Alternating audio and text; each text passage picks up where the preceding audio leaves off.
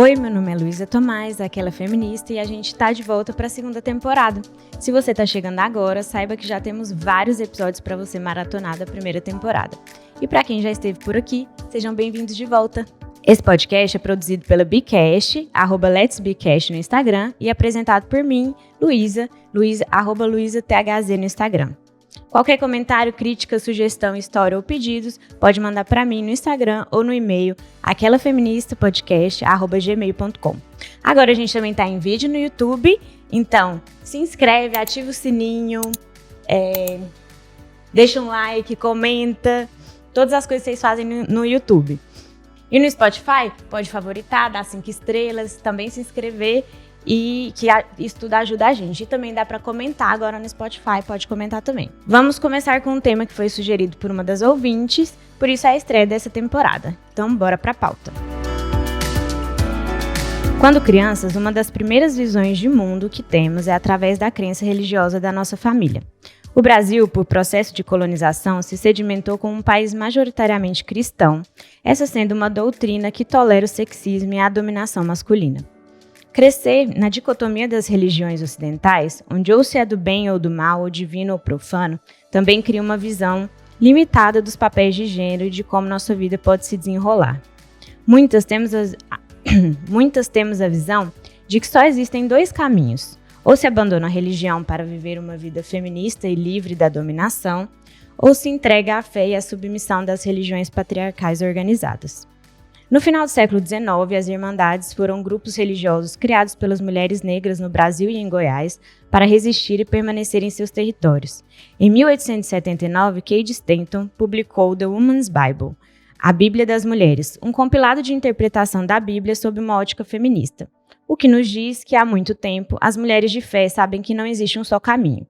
Será que é possível hoje ocupar espaços religiosos lutando contra o patriarcado? Para discutir sobre isso hoje, eu vou apresentar para vocês a Ava Santiago e a Janira Sodré. Por favor, meninas, contem pra gente um pouquinho de vocês, quem vocês são. Bom, eu sou Janira Sodré, estou muito honrada de estar nesse podcast Aquela Feminista. Obrigada, Luísa. Eu sou mãe de Mariana, uma garotinha de 10 anos, sou professora de História, sou produtora cultural, mentora de jovens, profissionais, e também ativista do movimento negro e do movimento de mulheres negras em Goiás. Perfeito.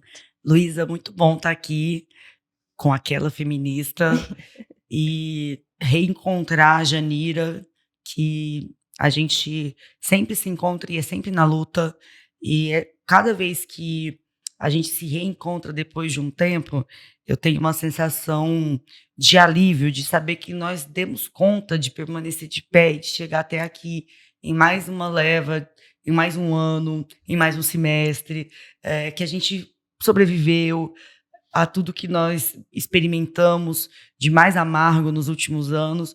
Estamos aqui para falar com você, isso é muito gratificante, não é mesmo? Eu me chamo Ava Santiago, estou vereadora no município de Goiânia, mas eu sou socióloga pela Universidade Federal de Goiás, pesquisadora e ativista pelas mulheres, juventudes periféricas e territórios periféricos, e também pela escola pública. Eu sou da Assembleia de Deus, sou flamenguista e sou esposa do Gui e mãe do Davi. Costumo me definir assim como uma malocrente, né? A mistura de maloqueira com crente.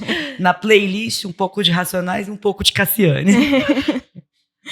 Maravilha, gente, eu queria agradecer muito vocês duas. É muito emocionante ver você falar assim, porque é assim que eu me sinto acompanhando vocês e vendo o que vocês fazem. Assim, para mim, cada um tem um lugar na luta e cada um luta conforme consegue, mas ver vocês, são mulheres que fizeram disso uma parte muito grande da vida. Eu, assim, sou muito honrada de ter vocês aqui comigo e de poder apresentar para vocês, para a minha audiência, que eu sei que é uma bolha que talvez não tenha tido contato ainda, e que apresentar essa luta para eles é o que me move, é o que me faz estar aqui. Então, eu estou muito, muito honrada, agradeço muito a presença de vocês. Vamos lá. Primeiro, igual eu estava comentando com vocês, né, que eu vou trazer um pouquinho da minha história, assim, fazendo esse pesquisando e fazendo para esse tema mesmo, é muito desafiador para mim, porque não é um tema que está muito presente na minha vida pessoal, né? Então, a primeira vez que eu até recebi esse tema, eu fui assim, mas será que eu quero falar disso? Eu tive uma certa resistência, e eu entendo que, assim, na formação, isso faz diferença na minha história. E pesquisando, eu cresci muito, e eu acho que esse tema precisa muito ser discutido. Então, eu acho muito legal, assim. A minha história com a religião, então, é bem parecida com a grande parte das pessoas, assim, das meninas que eu tive contato mesmo. Porque eu cresci numa família católica, que ia à igreja, mas não tanto, e fui levada para a primeira comunhão, escolinha bíblica, e assim, eu sempre fui muito curiosa e muito questionadora. Então, eu não me sentia num ambiente seguro para questionar. Às vezes que eu falava, questionava, ou tinha curiosidade mesmo, acho que até coisa de criança. Eu sempre fui muito podada. E eu falei assim, eu não acho que esse lugar é um lugar seguro para mim, ou não me senti acolhida. Então, acho que eu fui nessa onda de que, então não dá para misturar isso, não dá para misturar religião e feminismo. Então, conforme eu fui me entendendo feminista, eu entendi que não tinha espaço para mim ali. Eu queria que vocês contassem um pouquinho como é a história de vocês nessa mistura, porque eu acho que a gente se entende primeiro dentro de uma religião, né, dependendo de como você vai crescendo, e aí depois, quando você vai entrando em contato com o feminismo, como que isso bateu aí para vocês? Eu queria comentar, Ava, que o seu testemunho, a sua vida nessa cidade, sua vida pública, nos mostra o quanto que as comunidades religiosas elas podem ser muito fortes, muito significativas, influentes, e lugares onde mulheres fortes, ativas e profundamente mulheristas podem se formar. Então, eu queria muito fazer essa conexão. E vamos comentar um pouco da minha trajetória. Eu também nasci numa família católica, mas uma família católica no interior do Maranhão. Então, um catolicismo muito popular, camponês, um catolicismo bastante devocional, simples, e um catolicismo muito próximo das religiões de matriz africana. A gente ia na missa no domingo, mas ia no terecô no sábado, que a minha família frequentava as duas experiências religiosas. Então, desde criança, esse trânsito religioso ele fez parte da minha visão. E tanto a experiência familiar quanto comunitária sempre foi uma experiência profundamente informada pela noção, até ontem eu estava falando sobre esse tema, de Mariologia. A Mariologia é uma das disciplinas ensinadas nos seminários católicos. Eu fui estudante de teologia no Seminarístico de Manaus, né? Porque nesse caminho de vida, eu cresci também, né? Passei pelos ritos que você passou, batismo, primeira comunhão, crisma, e no período da crisma eu conjuguei basicamente a participação no mundo católico, mas um catolicismo bastante próximo da teologia da libertação, bastante próximo das lutas camponesas, indígenas, negras, das lutas populares. Eu sou uma senhora de 52 anos, era um contexto em que nós estávamos conversando sobre os debates que iam confluir na Constituição de 1988, os diálogos constituintes. Eu estou dizendo disso para falar que a minha experiência religiosa se dá num campo em que a questão negra, a questão indígena, a questão das mulheres já estava dada como uma questão, uma possibilidade. Depois eu me aproximo de Católicas pelo Direito de Decidir, que é uma ONG de matriz católica, como o nome diz, mas que é uma ONG organizada mundialmente, com filiais no Brasil, que propugna basicamente pelo fato de que toda mulher católica tem a liberdade para decidir, pautar e definir sua vida como queira, a sua própria liberdade. Então, essa movimentação, e ao me aproximar mais fortemente dos movimentos negros, eu vou me aproximando das tradições negras religiosas, e nelas, disso que eu chamo de matripotências negras, né? De fato, no Brasil, as comunidades religiosas de matriz africana são governadas, são dirigidas, ensinadas, são mentoradas do ponto de vista espiritual, moral, por mulheres. Então, Luísa, Ava, por isso que eu estava falando que o quão a sua experiência me instrui muito, me melhora muito, porque me faz perceber que não apenas nas religiões de matriz africana, mas em todas as experiências religiosas, onde a experiência com o sagrado é compassiva, essa experiência ela pode recobrir a vida das mulheres, dar resposta e dar significado. Então, eu penso, Luísa, seja pela experiência das freiras, seja pela experiência das freiras, né, como sociedades femininas no mundo católico, seja pela experiência das antigas deidades no mundo feminino, seja pela experiência das mulheres pentecostais do Chile, por exemplo, de matriz Mapuche. São 3 exemplos que eu poderia dizer assim. Toda tradição religiosa pode ter uma potência transformadora e significativa para as mulheres, porque Deus não tem, inclusive, né? Eu gosto de dizer isso, sexo é só aquela matriz religiosa que coloca Deus como homem, porque o âmbito do sagrado e da transcendência não pode ser marcado por uma experiência antropomórfica, Deus é homem, Sim. Deus é mulher. Não é isso, né? Penso que a ideia da deusa ou do Deus é a ideia de compaixão, né? De radicalidade, mas no sumo bem. Então, acho que aí nós mulheres estamos muito bem, encontramos significados muito profundos para atribuir para as nossas experiências, para as nossas vidas. Incrível. Nossa, que mulher, né, gente? Que mulher. É interessante você falar isso, Janira, porque há um tempo atrás eu estava numa discussão assim lá na igreja, né? E aí, trazendo porque é difícil você falar isso que a Janira acabou de dizer numa Assembleia de Deus. Você fala, Deus não é homem. E não é mulher. Sim. Deus é um arquétipo de espiritualidade que encontra em cada vestígio, não só de humanidade, mas de vida, possibilidades de manifestação. E aí, um jovem lá da igreja me retrucou bravo demais. Eu falei, mas a gente acabou de cantar aquele corinho que Deus não é homem para que minta, nem filho de homem para que se arrependa. Isso é bíblico. Como é que você está me dizendo agora que ele é homem? Se na Bíblia está dizendo Deus não é homem para que minta, nem filho do homem para que se arrependa. E aí é muito divertido quando a gente pensa assim, porque a Bíblia tem muitas respostas. Todas as respostas, na verdade, estão na Bíblia.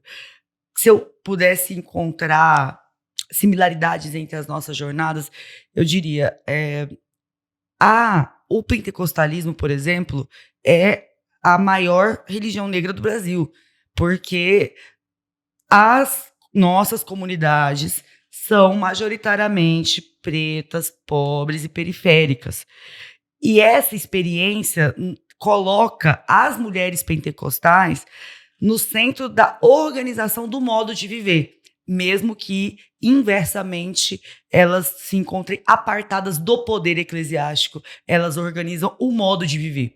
E esse distanciamento, esse abismo que se formou, ele é responsável pela manutenção de parte dos massacres que nós experimentamos.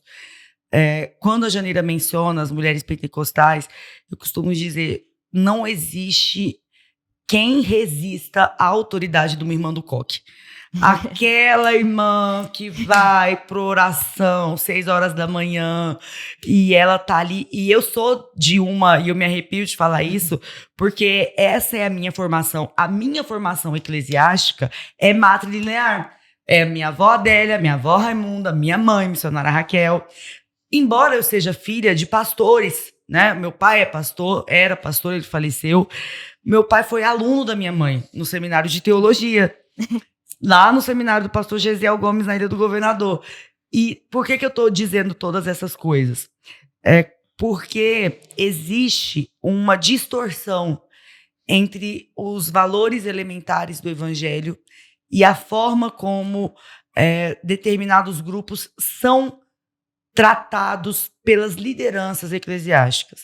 Eu acabo de voltar de uma agenda em Brasília, em que eu fui apresentar as ministras do governo federal. Eu tive com a ministra interina do Ministério da Mulher, a Maria Helena, que é a secretária executiva, tive com a ministra Aniele e tive com as minhas irmãs de fé, Elisiane Gama, do teu estado, senadora, e Benedita da Silva. Eu quero falar de Benedita, e eu me emociono quando eu falo de Benedita, porque Benedita foi a primeira parlamentar que eu vi os meus pais pedindo voto. Benedita, que é uma mulher preta, pentecostal, favelada, que foi por muitos anos empregada doméstica, como minha mãe também foi, e que se tornou deputada, e lá atrás eu almocei com Benedita e nós duas choramos, Benedita dizendo que ela enfrentou grandes resistências dentro da igreja por se considerar uma mulher de esquerda e dentro do Partido dos Trabalhadores por ser uma mulher de fé. Então, essa contradição, que se a gente fosse trazer para a teoria, né, tem um antropólogo, Derrida, que fala da diferença, que você acaba não pertencendo a lugar nenhum, porque aí ela ia para a igreja, sua petista safada, ela ia pro PT, não, mas você é crente demais para estar aqui. E a Benedita foi enfrentando isso, e hoje, ontem, se não me engano, ela foi nomeada unanimemente como coordenadora da bancada feminina na Câmara, com 80 anos, e com uma habilidade de pensamento e com uma capacidade de entrega gigantesca, que é de deixar qualquer uma de nós, assim, de queixo caído. E aí, nessa conversa que eu tive, eu fui apresentar a proposta da criação de um Plano Nacional de Enfrentamento à Violência contra a Mulher em ambientes eclesiásticos. Perfeito. Por quê? Porque quando nós somos questionadas, como é que você pode ser feminista e cristã? Eu devolvo a pergunta, como é que você pode ser cristão e ficar imóvel diante das injustiças, das desigualdades, dos abusos de poder?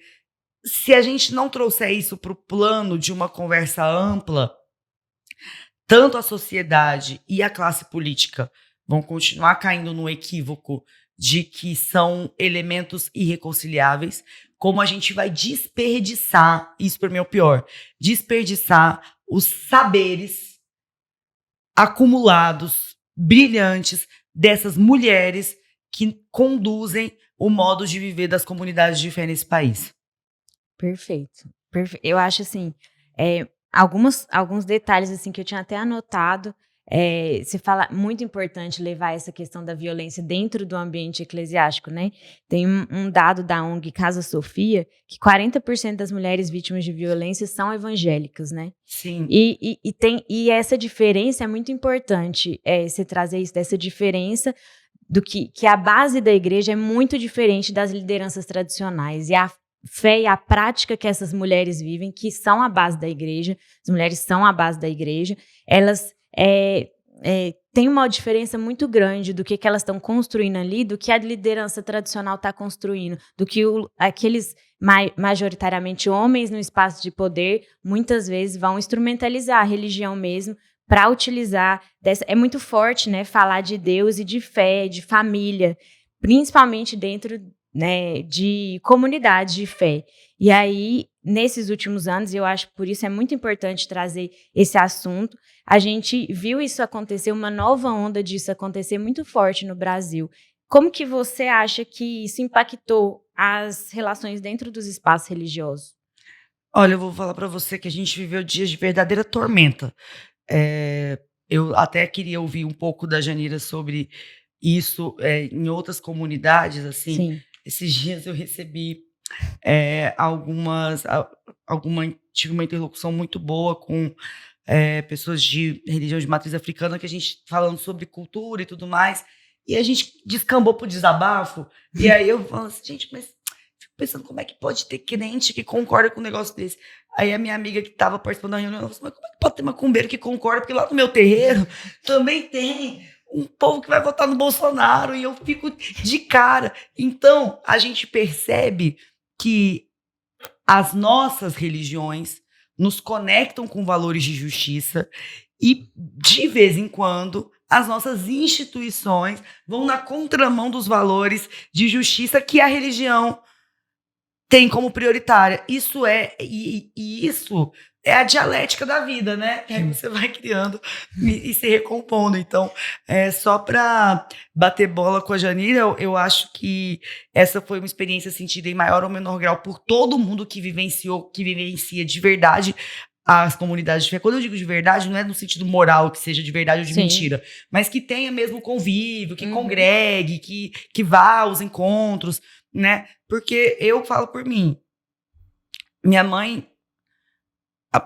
aprendeu a ler na Bíblia porque era o único livro que tinha em casa. Ela é a mais velha de 12 irmãos. Eu aprendi a ler na Bíblia o evangelho é o meu maior norteador de prática. As pessoas falam, algumas pessoas me questionam, por que você sempre menciona que é evangélica? Você não acha que está indo contra a laicidade? Eu falo, não. A laicidade é para que para que o Estado brasileiro permita que todas as religiões sejam livres, sejam fortes, não sejam perseguidas, e não para que eu tenha que esconder quem eu sou se eu quiser estar no espaço público. E a minha ministra Marina Silva foi muito massacrada, inclusive pelo Partido dos Trabalhadores. Ela nunca perdoou o Partido dos Trabalhadores por isso. Aí ela até falou, demorou pro Lula conseguir conversar com a Marina agora, né? Ela, tá bom, presidente, a Bíblia manda perdoar, então vamos lá. Mas a Benedita passou por isso, eu passei por isso. A gente tem que ficar se explicando sobre a nossa fé. Por outro lado, é compreensível, porque a gente também vê a instrumentalização da nossa fé para o que há de pior. E aí eu devo dizer, as igrejas evangélicas brasileiras se tornaram o último refúgio do bolsonarismo canalha no segundo turno. Tão grave que as agendas da Michelle e da Damares, duas criminosas que têm que ser presas, e olha que eu sou contra a prisão, na maioria dos casos, mas nesse caso eu nem sou tanto, entendeu? Mas elas rodaram as igrejas no Brasil usando abuso de poder econômico, fazendo terrorismo com os crentes, dizendo que se Lula fosse eleito, as nossas famílias iam acabar, nossas crianças iam ser exploradas sexualmente, vendidas para o narcotráfico, etc, etc. Fez aquele discurso horrendo, mentiroso, criminoso, aqui na minha igreja. Eu caí no choro quando eu vi pessoas que eu amo, pessoas que eu respeito, pessoas que eu sei que são justas, servindo de base para esse projeto de destruição do Brasil. Sabe? Então, quando eu vejo isso, eu até entendo que eles me questionem quando eu falo que sou evangélica. E agora a gente precisa se reconciliar. Sim. Se reconciliar. Não, muita gente que não tem uma noção de fé, sabe, Janira, fala assim, se você tem tantas críticas, por que você não sai? É porque você não vive uma congregação de fé. Como é que eu saio do meu corpo? Eu posso estar doente, tomando remédio, fazendo academia, indo na nutricionista, mas não tem como eu sair do meu corpo. Não tem como eu sair da minha congregação de fé. É isso que me norteia, que me coloca no mundo. Se eu saio, eu deixo de ser eu. Então, a minha alternativa é buscar reconciliação com os meus. Ava, enquanto você estava falando sobre a tia do coque da Assembleia, eu estava lembrando da minha mãe, porque eu estava falando antes de trânsito religioso, e em determinada altura da vida da minha mãe, ela se converte para a Assembleia de Deus, Ministério Madureira. E ela era isso, né? Minha mãe está falecida, mas o que também me permitiu um contato maior com o mundo pentecostal. Eu fui casada também 10 anos com uma pessoa de matriz da congregação batista tradicional. E estudei na Universidade Metodista de São Paulo, na pós-graduação, no mestrado, com um grupo também evangélico. E por que eu estou fazendo essa movimentação aqui em torno do mundo evangélico? Porque eu acho que você traz elementos sobre a experiência religiosa brasileira que são os últimos 30, 40 anos de história religiosa brasileira, onde você identificou perfeitamente o crescimento, a capilarização, o avanço, não do protestantismo histórico, mas do pentecostalismo e, mais recentemente, do neopentecostalismo no ambiente popular brasileiro. E esse avanço vai trazer uma série de questões que você me permite descortinar aqui alguns elementos. A primeira coisa é essa: são comunidades de maioria feminina. Sim. E negra, empobrecida.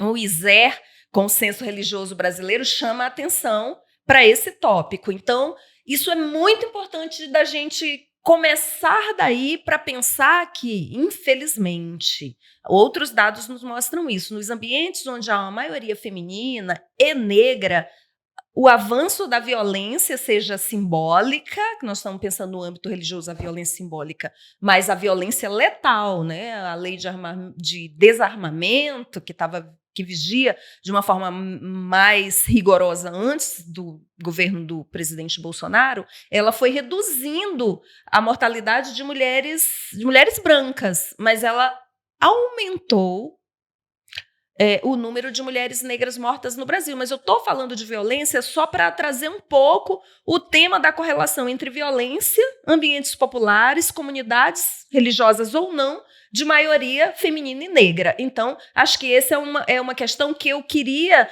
trazer um pouco mais forte, porque em algum lugar, quando a gente trata de violência sexual, física ou feminicídio, a violência letal de gênero e a questão religiosa, a gente encontra aí um nexo, eu acredito, que pode ser uma chave de leitura para a gente, de refundação das violências e hierarquias raciais e sociais, e de gênero também, e políticas. E territoriais, nesse encontro de um novo modelo de cristianismo, sobretudo no ambiente urbano brasileiro. Eu penso que é muito importante para a gente compreender como eu chamo isso, assim.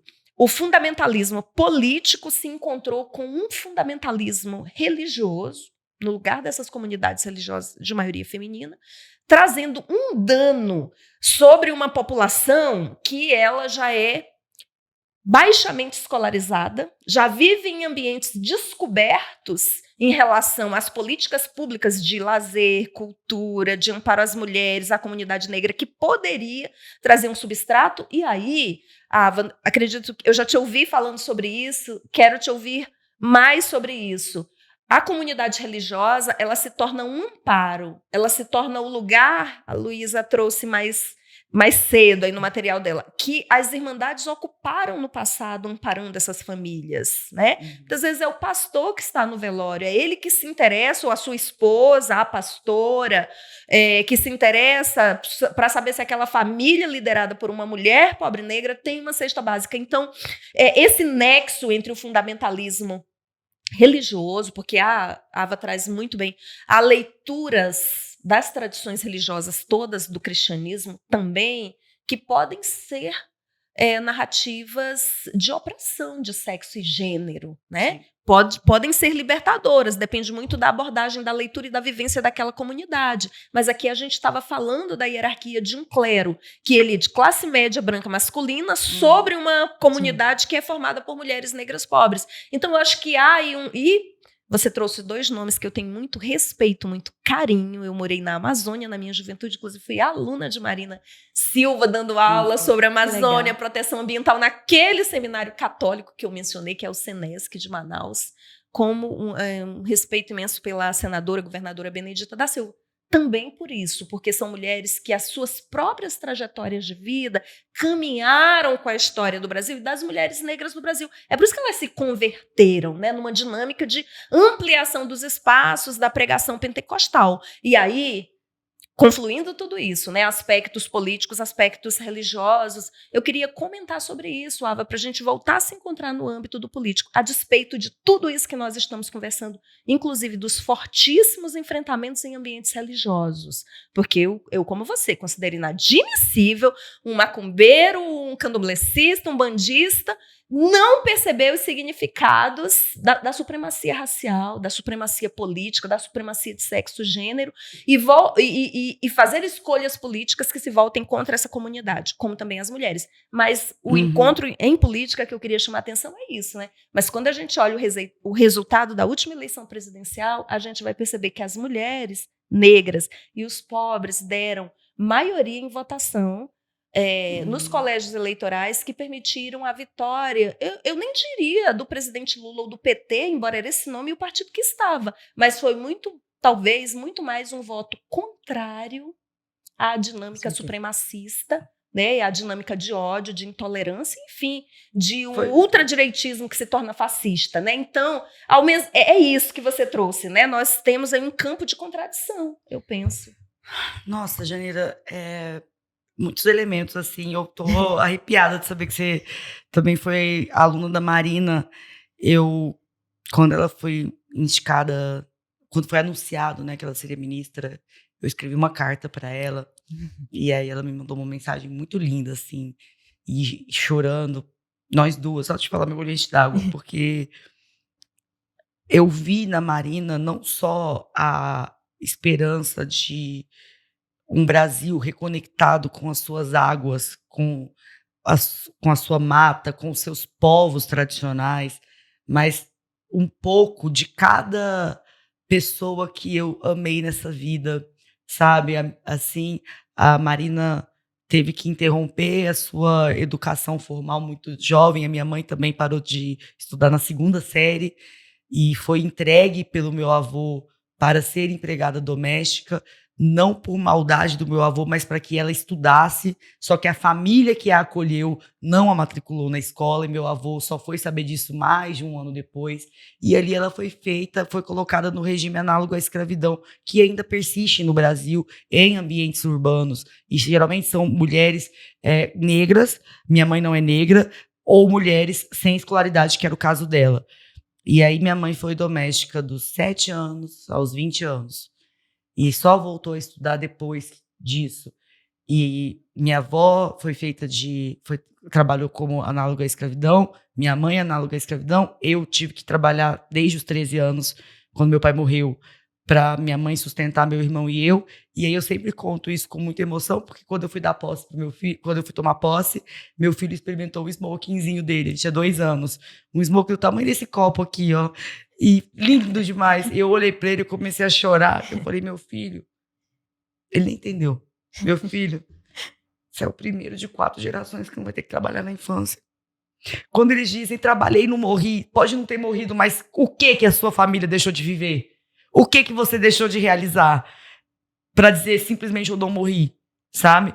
Então, a Marina, ela vai recolhendo em si tantos elementos dos Brasis que a gente experimenta, porque ela também passou por isso, também foi tirada da escola. Teve todas as chagas na saúde dela, das doenças tropicais. Aí ela me lembra o meu pai, que foi garimpeiro na Serra Pelada, na época que tinha aquela escadaria, o Adeus Mamãe, para pegar uma pepitinha de ouro, e ainda roubaram ele. Quase morreu, e lá teve malária, teve febre amarela, teve tudo de doença. E aí você olha aquele corpo que parece frágil, e que essa suposta aparência de fragilidade tantas vezes foi usada no campo da violência política de gênero para tentar interromper a jornada de Marina Silva. Ela não vai dar conta, ela mal sabe falar, ela parece um grilo. Eles pegam a aparência da mulher, o jeito de falar, a origem no norte, e a fé, e a cor, tudo naquele corpo. E, de repente, ela era a pessoa mais esperada da Semana do Clima Mundial. De repente, ela está entre as 10 maiores autoridades climáticas do mundo. Minha irmã de fé. Como não me emocionar vendo isso? É o Brasil sendo recolocado para si mesmo.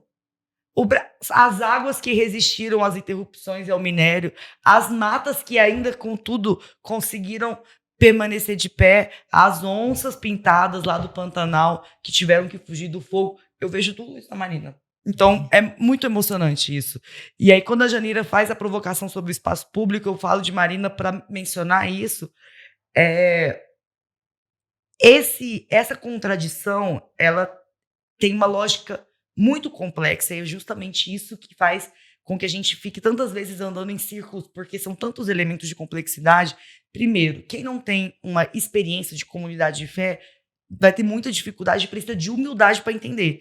Porque é muito fácil vir o intelectual, o pesquisador, o militante, e chegar na sua comunidade e dizer como você tem que agir, sem compreender que na hora que essas pessoas saem, a Janira apontou de forma muito certeira, a presença acolhedora, ela geralmente não é do Estado brasileiro e dos seus equipamentos, ela é da sua comunidade de fé. Justamente por isso, o bolsonarismo religioso, como eu chamo esse fenômeno, um bolsonarismo religioso, ele sim é o maior inimigo da igreja brasileira. Quando eles diziam Lula vai fechar a igreja, eu dizia o contrário, o Bolsonaro está fechando igrejas.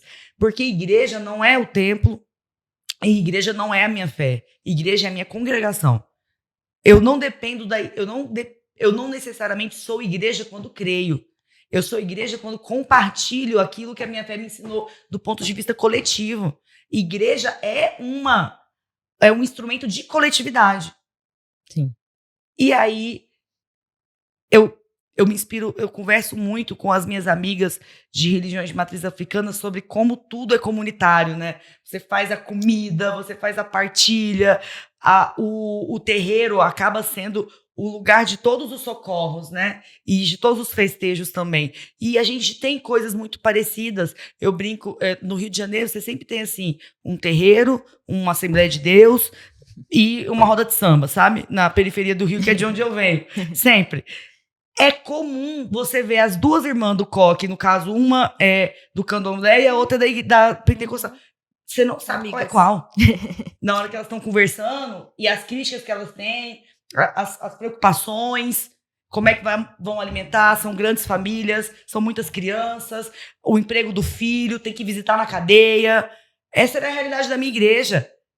E essa era a realidade do terreiro da minha rua. Sabe? E aí, quando o Bolsonaro vem e a gente começa a brigar por causa dele, o pessoal da minha igreja fez meu chá de panela. Que eu engravidei sem planejar, né? Mais uma brasileira. E não tinha dinheiro, não tinha nada. Eles organizaram tudo, montaram o quarto do meu filho. Tudo com doação. Metade dessas pessoas parou de falar comigo. Ano passado. Algumas a gente já refez a nossa amizade. Isso é destruir a igreja. Porque se você destrói esse vínculo que eu tenho pra quem ligar, meu filho tá doente agora, eu não tenho carro, você pode me levar no Hugo? Porque o meu filho está com febre. Isso é uma coisa que até recentemente era comum, era corriqueiro na nossa comunidade, e não é mais. E não ser mais é produto dessa contradição que Janira, de forma brilhante, trouxe aqui.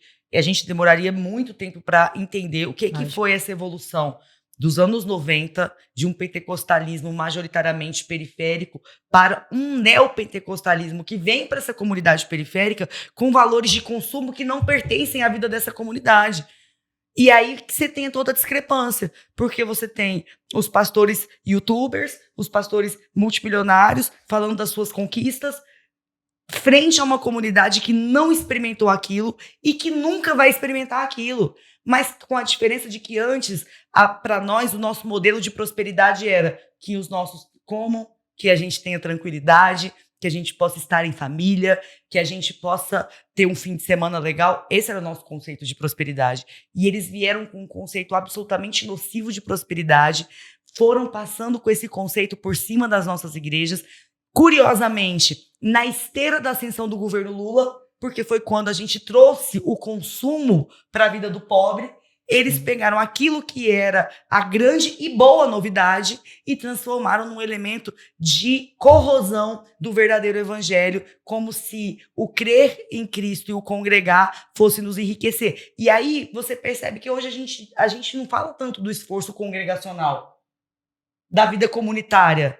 Tem que lembrar o crente disso, porque hoje é assim, consagra seu carro, consagra sua casa, etc, etc. Então, a gente vai precisar se reconectar com aquilo que o evangelho significava para o Brasil e com aquilo que o evangelho imprimia de valores na sua própria comunidade, se a gente quiser deixar com que esse momento que nos assombrou fique no passado recente, que não seja prorrogado. É isso.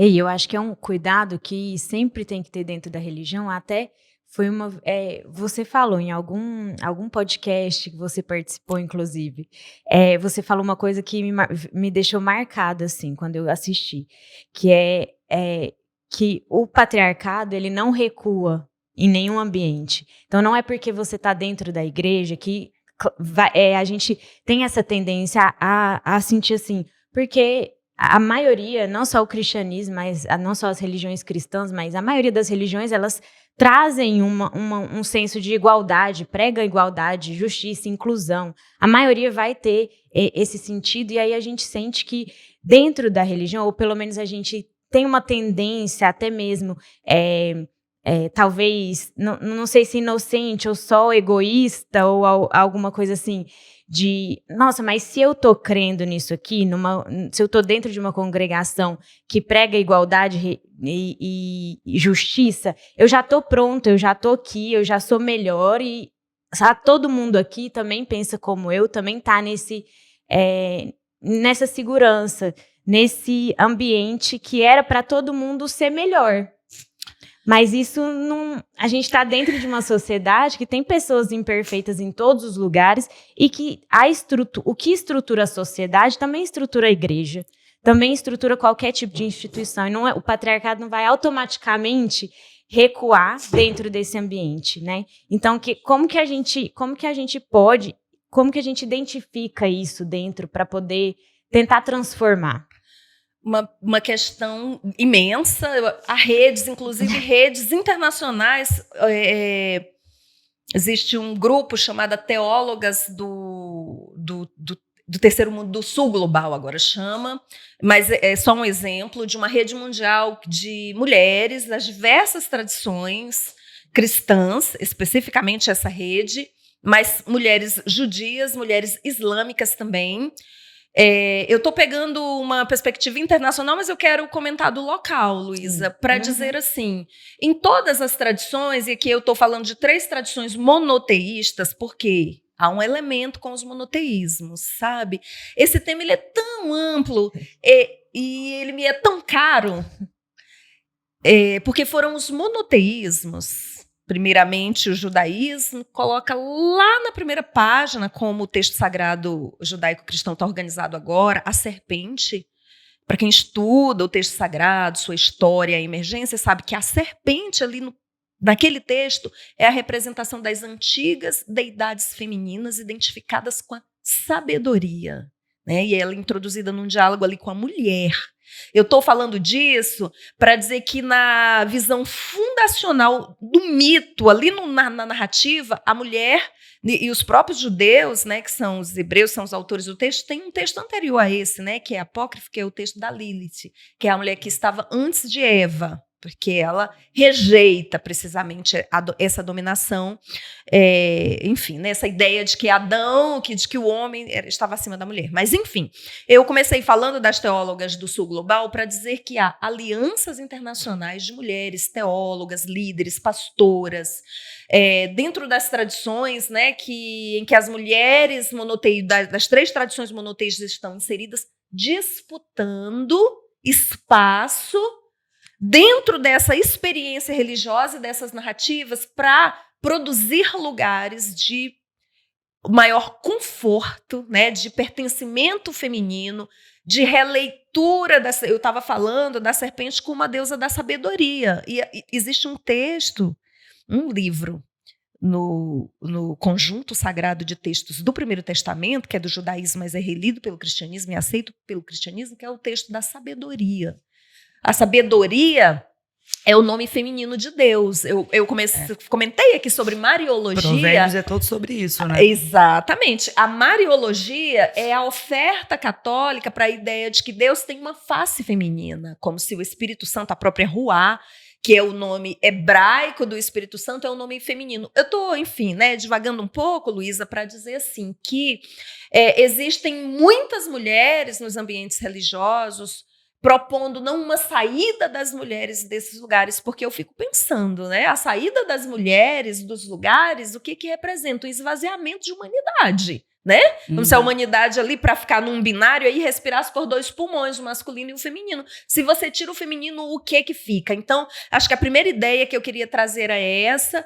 A segunda ideia é, de fato, uma noção que as pessoas que têm pertencimento religioso sabem, que é a diferença em termos de produção, de partilha, de misericórdia, de solidariedade nos ambientes onde as mulheres ocupam espaços religiosos. Eu estou falando disso que eu mencionei, que eu sou a filha da tia do Coque. Minha mãe tinha a chave da igreja para fazer a consagração matinal, porque ela era líder do grupo de senhoras da Assembleia de Deus que ela frequentava. Falha.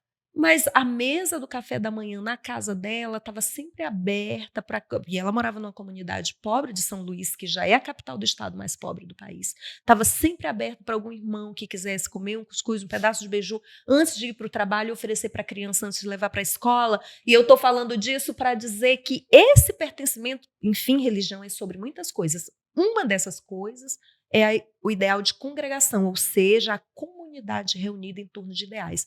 Então, assim, Luísa, para te dizer que há muitos aspectos locais, comunitários, hoje a gente fala de feminismo comunitário, né? Há redes regionais, nacionais, há essa rede internacional. Mas eu queria trazer 2 elementos ainda sobre o diálogo que a gente estava fazendo em trânsito religioso. Um é a vivência do cristianismo negro no Brasil, desse pentecostalismo negro, pelo avesso. Eu queria muito falar disso hoje, porque, na verdade, a gente tem, ao mesmo tempo que a gente tem a presença de uma maioria negra na base das comunidades evangélicas, a gente tem um combate por parte desse clero do imaginário negro. Exu, Pombagira, os orixás, são todos demonizados, exorcizados nesse ambiente.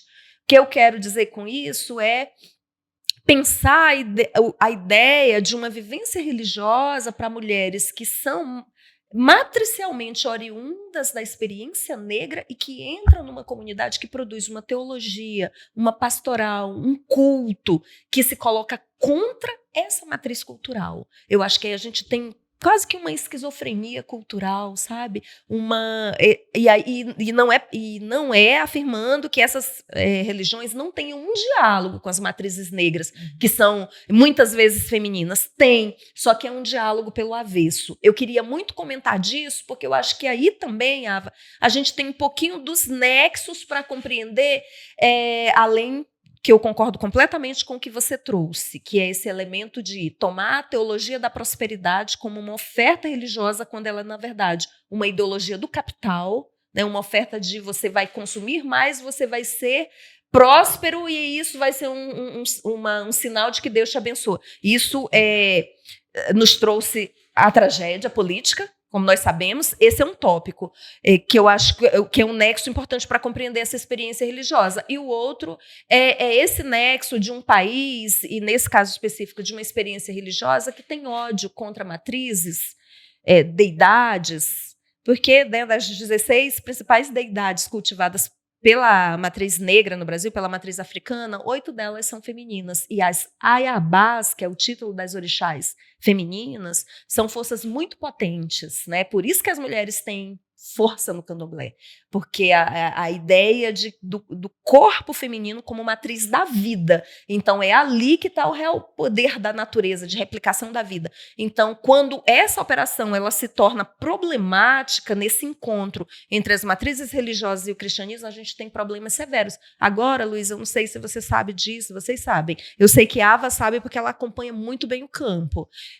Nós temos rapazes que foram socializados em matrizes religiosas pentecostais, que vêm a delinquir, né? Entram em aproximação com o crime, muitas vezes são presos, ficam no sistema prisional, saem. Existem conexões na cadeia hoje no Brasil, né, que é o atendimento também por pastores dessas matrizes todas que a gente está trazendo aqui. Esses jovens, muitas vezes, voltam para a comunidade instruídos para destruir o altar da Mãe de Santo, para ameaçá-la de morte, para feri-la. Nós temos milhares, eu vi 2.000 denúncias. Nós temos milhares de denúncias no Brasil sobre isso. Então, eu estou trazendo todos esses elementos para dizer assim, que ali onde a força feminina está preta, periférica, de fato, o encontro com as matrizes monoteístas são dramáticas, mas eu sou uma mulher que eu não posso dizer que o monoteísmo não seja passível de uma releitura, seja negra ou seja mulherista. Excelente. Eu quero começar pelo ponto que a Luísa trouxe para chegar aqui nessas provocações muito, muito instigantes da Janira. Quando você disse, né, que o patriarcado não recua, o patriarcado ele é um modelo de organização de poder. E por conta disso, em maior ou menor grau, a metodologia do patriarcado está presente em todas as religiões em solo brasileiro. Em todas. Eu digo solo brasileiro porque eu não sou uma profunda conhecedora de religiões, dessas experiências religiosas em outros países. Assim como o racismo. E isso é tão dramático que eu acompanho muita produção de conteúdo de escritoras e escritores de religião de matriz africana falando sobre como existe dentro dessas próprias religiões um cuidado para que pessoas brancas não signifiquem o embranquecimento, porque não é sobre essas pessoas. É sobre um modelo de país, sobre uma visão de mundo. Da mesma forma em relação a homens e mulheres dentro das as relações de gênero. Porque, como as religiões são instituições, elas sempre se tornam, em maior ou menor grau, espaços de poder. Sempre, né? E isso Lógico. é um problema, na medida em que esse espaço de poder ele é utilizado para silenciar, desacreditar, perseguir outras vozes dissonantes. Então, quando a gente menciona a violência de gênero no ambiente de fé evangélica, a gente está no estado do João de Abadiânia, um dos principais estupradores contumazes que usavam da fé, que não é a fé evangélica, é uma outra fé, para estuprar, perseguir e maltratar mulheres. A gente, vez por outra, você está assistindo o Fantástico, tem um pastor assediador, um pai de santo assediador, o líder. Por quê? Porque sobre ele recai uma grande confiança. As pessoas vão até essa liderança para buscar soluções, a cura de suas angústias, a proteção que não tiveram em casa.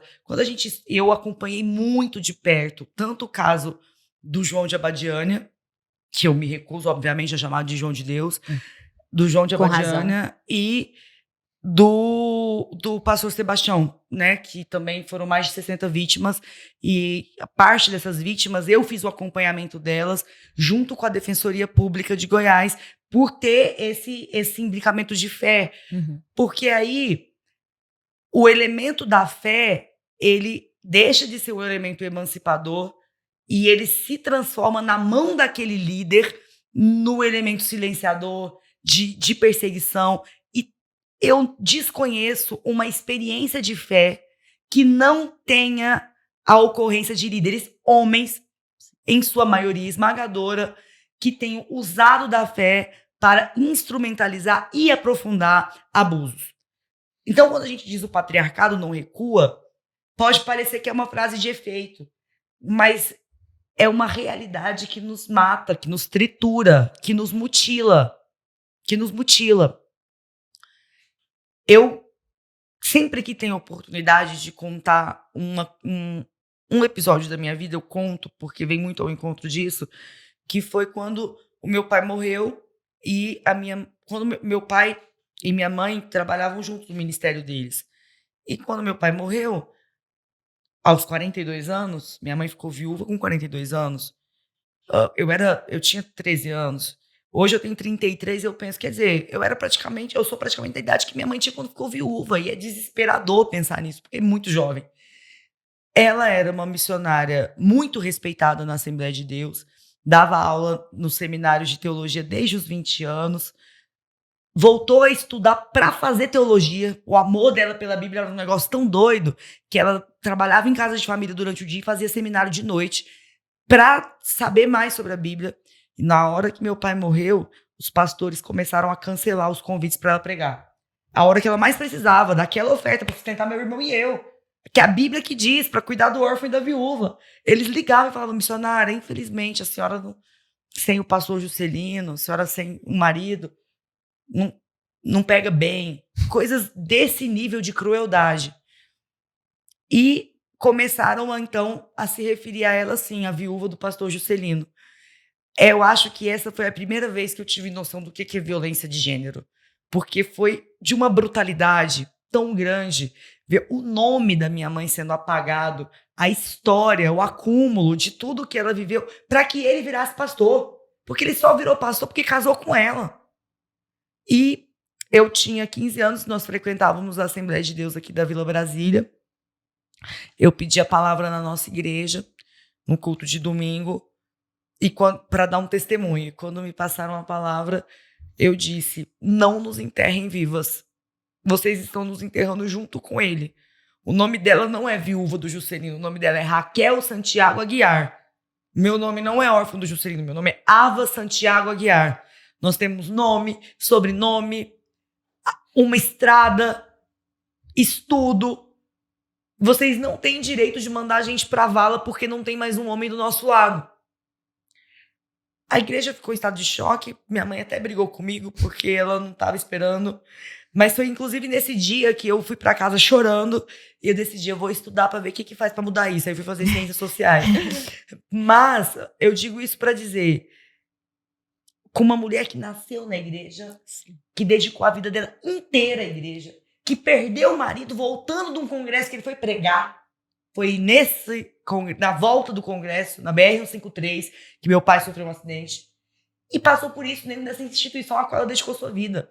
Então, olha o tamanho do peso da letalidade, porque quando eu chamo de letalidade no sentido mais amplo, porque não deu um tiro na gente, mas isso é como matar a gente mesmo. Sim.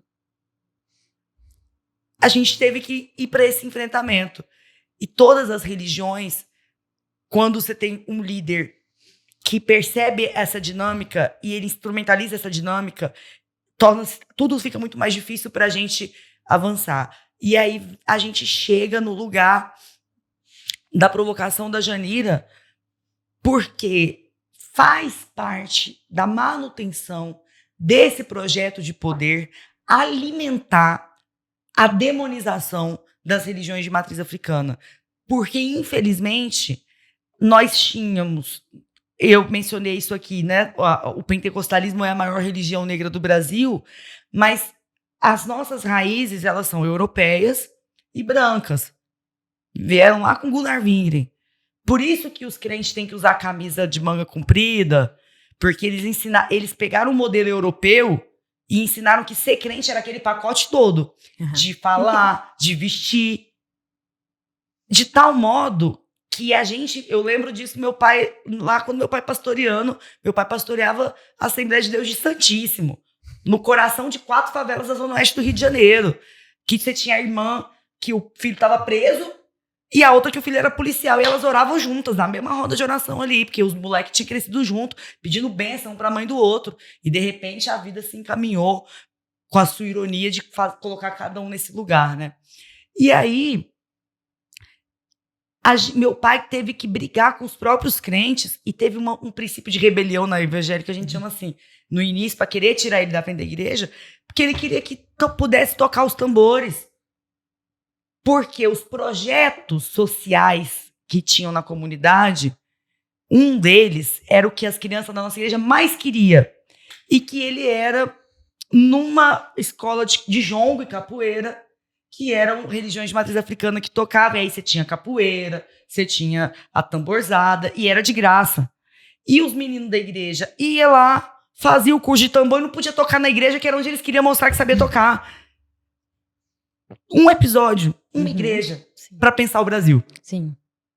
Porque nos ensinaram, e isso, infelizmente, é porque a nossa organização colonial de país colocou a organização evangélica como um espelho do colonizador, só que com o povo colonizado, escravizado e empobrecido.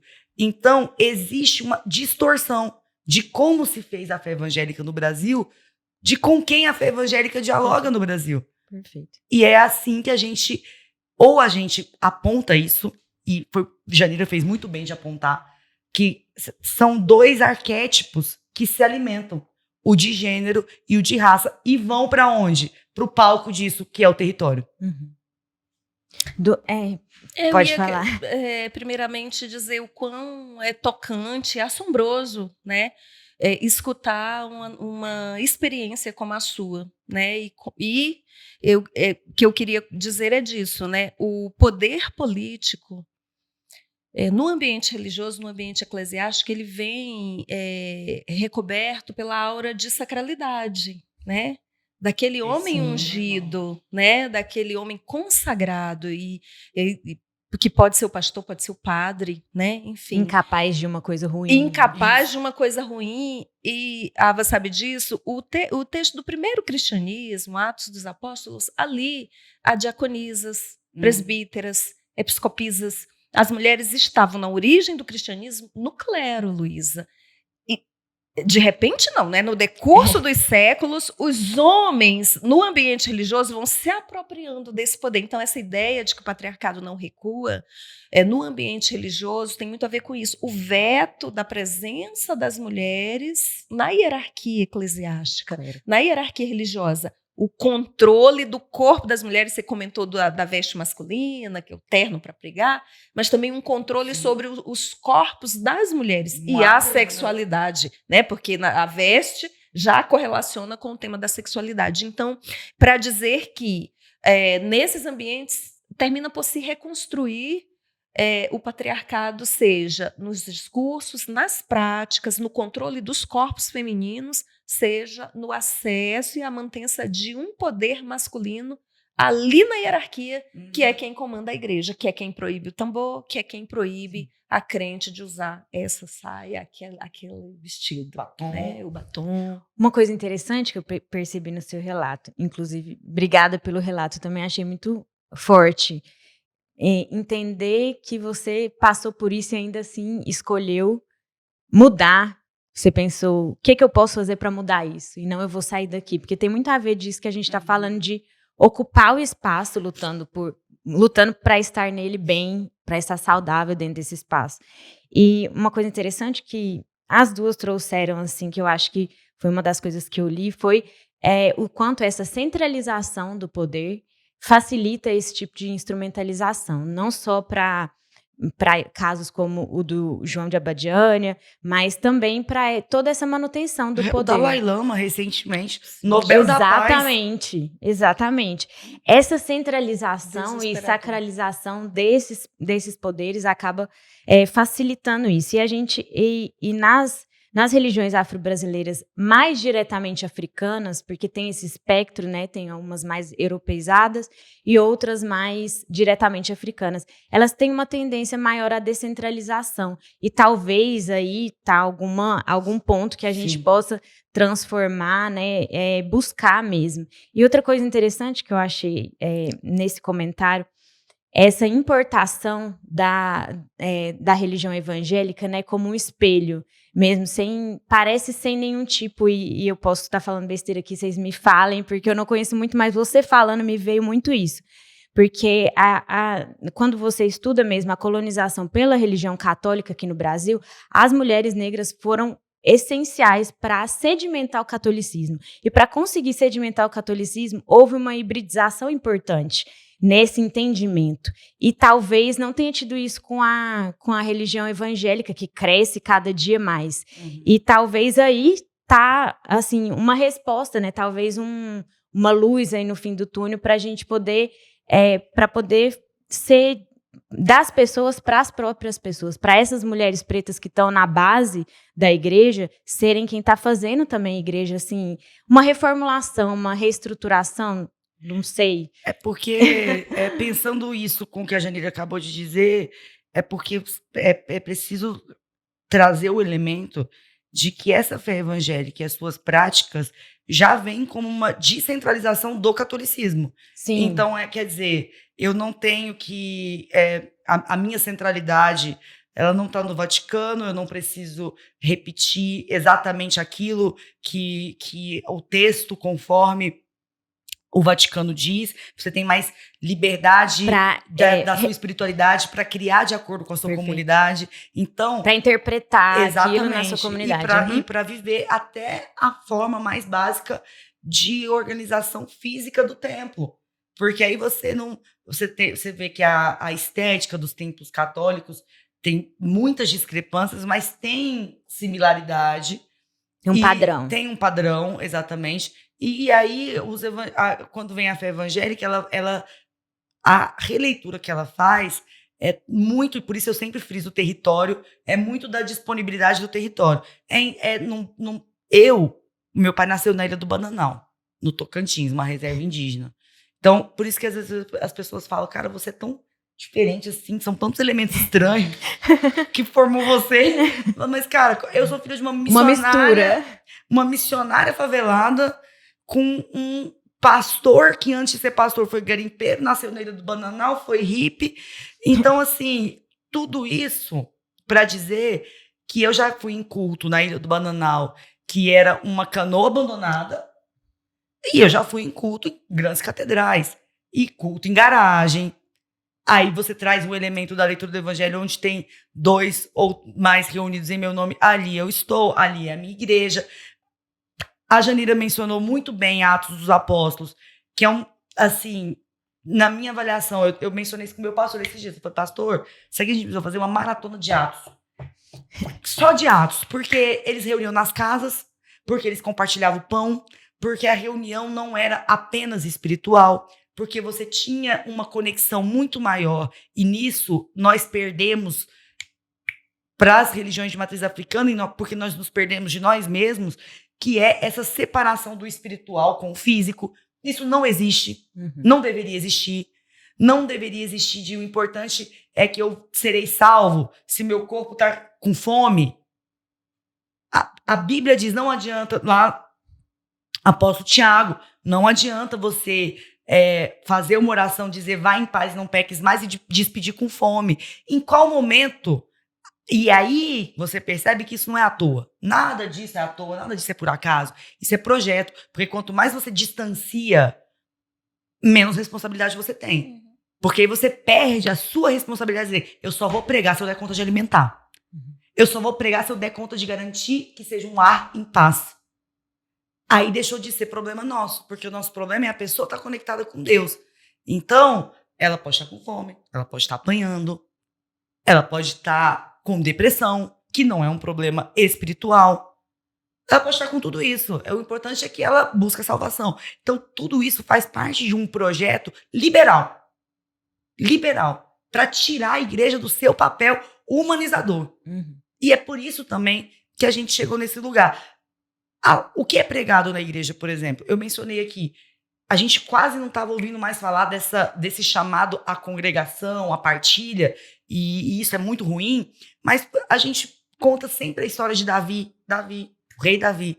O nome do meu filho é Davi. E as pessoas me perguntam, por que você escolheu Davi? É o rei Davi, né? Eu falo, não, eu escolhi Davi não por causa do rei, porque o personagem Davi é múltiplo e complexo. É fundamental para a gente entender a igreja.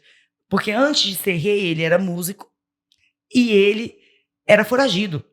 E a Bíblia conta que ele, então, foi juntando os mala da época, os marginalizados, os desajustados, que ninguém queria, que morava fora da cidade, um povo que pedia dinheiro, juntou e fez desses o exército dele, que depois passou a ser chamado de os valentes de Davi.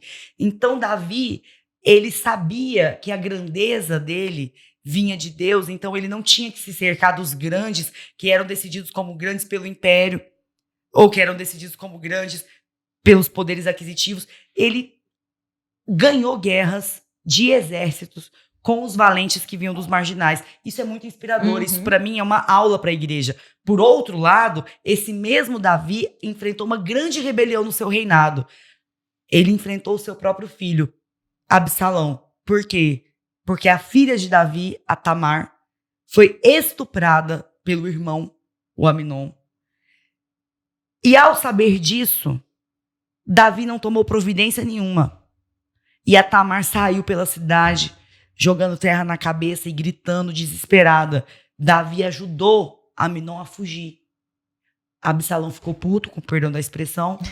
Absalão ficou puto e declarou guerra ao pai, porque o pai não tinha feito nada sobre aquela mulher. Então a Bíblia também é clara que os grandes homens de Deus, quando se omitiram diante das violências de gênero, viram a sua casa ruir.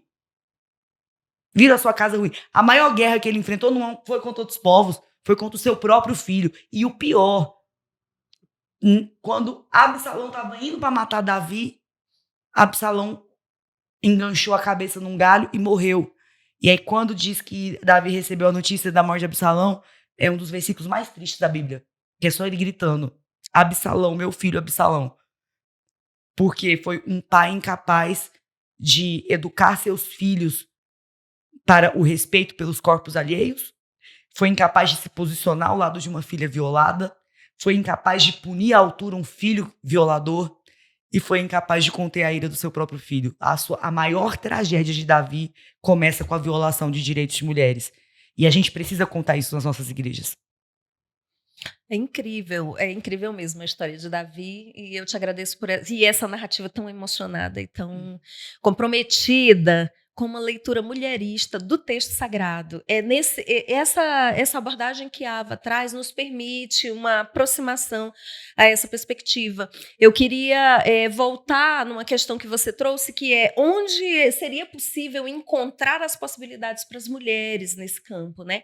Ava já tinha tocado um pouco nesse tema, que é a rua é a mesma, a praça é a mesma, os filhos na escola são os mesmos, a falta de mantimentos na despensa é a mesma, e com isso, pensar que eventualmente o pertencimento religioso seja a marca dessa identidade religiosa, mas a vida em comum, a vida comunitária, os problemas da vida perpassam para além desses pertencimentos identitários religiosos e unem as mulheres em comunidades com seus problemas e com suas potências de alternativas para esses problemas, sabe? Então, pensar um pouco, talvez, o campo religioso muito mais como, de fato, um pertencimento de liberdade, né? Um pertencimento de leituras e de significados dessas tradições, de atribuição de sentido para a vida comunitária, para essas identidades múltiplas num território. Mas talvez a base comum, de fato, seja nem tanto essa mensagem, mas a vida com seus problemas, com as suas questões. Eu penso que talvez é aí que, para usar os mesmos signos que nós estávamos usando desde cedo, a mãe de santo se encontra com a tia do coque da igreja, seus filhos estão na mesma escola, com aquela mãe que é agnóstica, não tem pertencimento religioso nenhum, mas que está ali, deixa as suas crianças para uma dessas tias olharem enquanto ela trabalha, e já estamos indo no campo do feminismo comunitário, sabe? Eu acho que a vida, ela talvez seja mais premente, né? Ela se imponha mais, inclusive como possibilidade de uma convivência comunitária que vai para além das fronteiras religiosas. Eu penso um pouco nisso. Eu tenho um pouco dessa experiência lá no meu mandato, né? Nós somos 8 mães de filhos pequenos. Eu brinco lá que eu tenho 3 homens no mandato, cumprindo a cota para homem. E as meninas, a gente tem uma divisão igualitária de matrizes de fé, porque eu tenho o privilégio de ter 2 mulheres quilombolas trabalhando comigo. A Sara, que foi a primeira a se formar em pedagogia no quilombo dela, o quilombo de Cromínia, e a Eva, que coordena todo o trabalho de assistência em saúde mental do meu mandato. Ela é psicóloga e também lá do Vão do Moleque, que é uma eu acho que é a comunidade quilombola mais afastada, assim, a mais de difícil acesso, né? Inclusive, a Eva vai participar do podcast. Você já... dos próximos episódios. Que legal. Vai. Não, e é muito bom porque o zap dela é Psicalunga. É isso. Eu acho tão maravilhoso isso. E aí, porque quando eu criei a nossa rede de atendimento em saúde mental, eu pensei, cara, eu queria muito que fosse uma psicóloga preta coordenando, porque a psicóloga preta dá conta das demandas das mulheres brancas, mas a psicóloga branca não dá conta das demandas das mulheres pretas. Então, a Eva, ela virou esse guarda-chuva, né, na nossa articulação. E eu tenho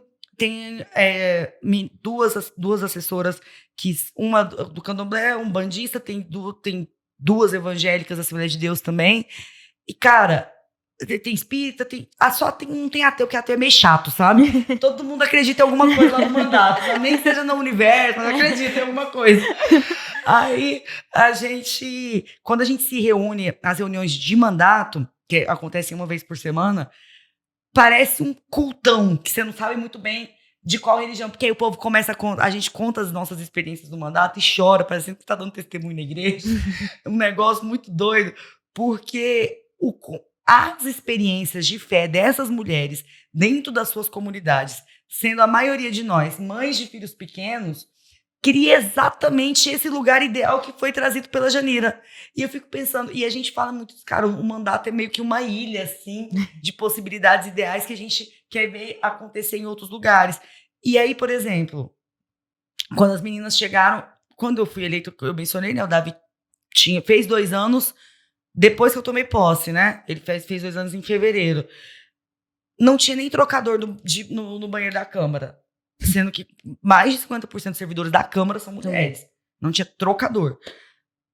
Reclamei, não adiantou nada. A gente, então, fez uma vaquinha e aí a gente montou o lugar mais lindo da Câmara de Goiânia, que é o Gabinete Kids, que tem trocador, tem livrinho de criança, tem não sei o quê.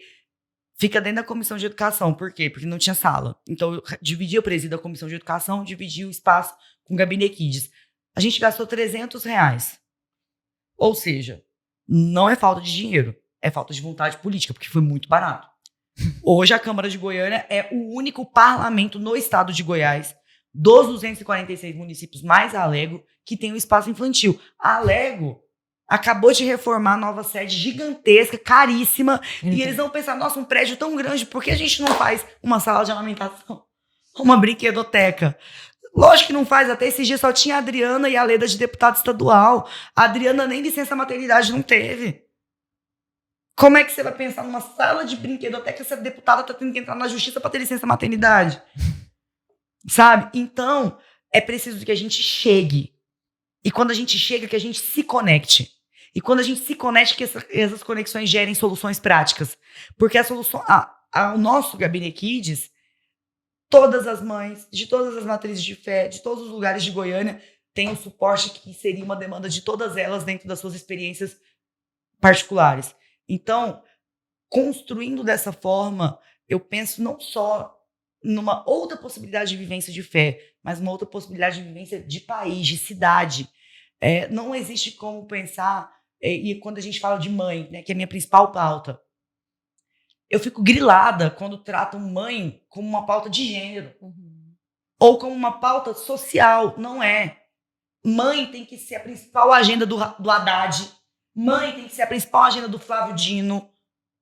Porque nós sustentamos mais de 50% dos lares. Aqui no off, eu estava celebrando as mães solo e a Janira disse, eu sou uma dessas mães. Porque quando você traz a mãe para o centro de um projeto de poder, que não é só sobre mulheres, é sobre o Brasil, você fala desde o preço da commodity até uma política de segurança pública que seja eficaz e que garanta a queda de todos os crimes. Porque quando você tem mães fortalecidas, você tem a queda da criminalidade, as suas crias se envolvem menos com criminalidade e elas são menos vítimas de criminalidade. Então, não adianta trazer, e aí tudo isso a gente só vai conseguir no transbordamento desse caldo que vem dos nossos encontros. É isso. Maravilha, não, perfeitamente. Acho que a gente já naturalmente caminhou justamente para esse final, assim, vou passar para vocês darem as últimas palavrinhas sobre isso de... quando eu comecei a escrever, eu quis que essa fosse a pergunta central, né? De como tornar possível uma experiência religiosa coletiva feminista. E eu acho que... Eu vou pegar o gancho naquilo que você falou, assim, nesse relato seu sobre a experiência que não foi positiva dentro da religião. E eu achei incrível porque, assim, falando da minha experiência no começo, que me fez muito facilmente afastar da religião, e para você, uma experiência muito mais impactante negativamente e te fez aproximar. Então, eu acho que isso vai existir na vida de cada um, vai ser uma coisa diferente, mas em muitos outros espaços que eu ocupo, e cada um em seu lugar diferentemente, é muito difícil ser mulher nesse espaço, e eu tenho que batalhar nesse espaço e sofrer coisas dentro desses espaços, mas a gente escolhe mudar eles e não se afastar deles. Eu acho que esse é o ponto central, e eu achei muito inspirador vocês trazerem essas opções mil e de um assunto que me foge da experiência pessoal, mas que eu tô encantada, absolutamente encantada. Vai até na igreja depois disso. Não, eu tô querendo... Vai na igreja, vai no terreiro. Eu tô convertida. Vai na meditação. Eu queria falar sobre o sagrado feminino, sabe? Ótimo, maravilha. Eu queria fazer essa afirmação. Eu disse isso pro que a Ava estava trazendo sobre maternidade, porque maternidade, enfim, é experiência potente, uma experiência nitidamente mulherista, feminina, né? Mas afirmar isso, né? A transcendência da experiência humana pelas mulheres. Isso informa uma experiência de vivência do sagrado que é significativa e que, para conversar com a questão constante que você trouxe, Luísa, por que não abandonar? Por que não abandonar? Por que não abandonar esse lugar que violenta? Por que nós, mulheres, não devemos abdicar de lugares os quais a gente pode habitar e pode demonstrar que a experiência feminina ali, mulherista ali, ela pode, inclusive, potencializar a nossa condição de existir nos lugares e humanizar esses lugares com a experiência dos nossos corpos, né? Eu queria falar disso no fim desse podcast incrível, daquela feminista. Obrigada pelo convite. O quão...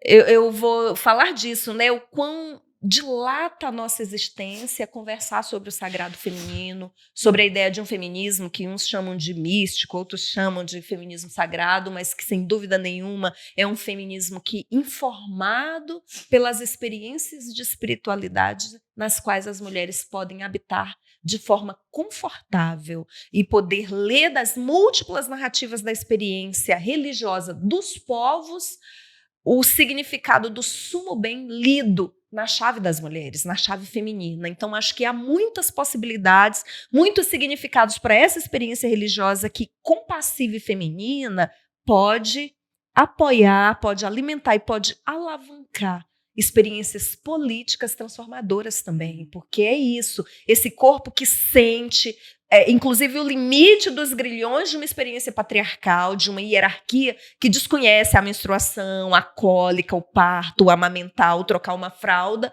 como uma preocupação coletiva, né, sobrecarregando os ombros das mulheres com questões que são sociais, porque sem o trabalho das mulheres no ambiente doméstico, no cuidado com as crianças, com os idosos, com os doentes, a sociedade não funciona, não flui, é um trabalho necessário. Então, eu acredito que essa correlação entre política e espiritualidade, ela não precisa ser na chave masculina, uma experiência de dominação, nem de diminuição dos espaços públicos pela quebra da laicidade, mas ao contrário, né? Ela é a possibilidade que nós mulheres temos de informar uma laicidade que recobre a liberdade de todos os sujeitos e permite que as mulheres vivam essa chave do sagrado com liberdade, com potência. Eu acho que a ideia é essa da conversa de hoje. Então, muito prazer em conversar com aquela feminista, estar aqui na companhia dessa criatura inspiradora, uma mulher que todas nós dessa cidade temos algo de positivo para dizer, de uma experiência tida, de algo que ouvimos, das suas iniciativas parlamentares. Então, te desejo muita saúde, uma espiritualidade muito fortalecida e que o seu mandato possa fazer mais e mais dentro do que vocês já vêm fazendo, ampliando e, como você disse, né, em círculos concêntricos que possam fazer a cidade ser mais confortável para as mulheres. Ai, gente, acabou? Ah, não. Olha, eu vou dizer uma coisa que eu já disse em outras oportunidades. Nós temos pontos de partida tão distintos que a gente, às vezes, não imagina como os nossos encontros entregam cura e entregam força também. Então, quando eu disse logo no início que eu estava muito feliz de estar aqui com a Janira, porque desde que eu sei da existência dela, já tem muitos anos, não teve uma pausa na luta. Não teve.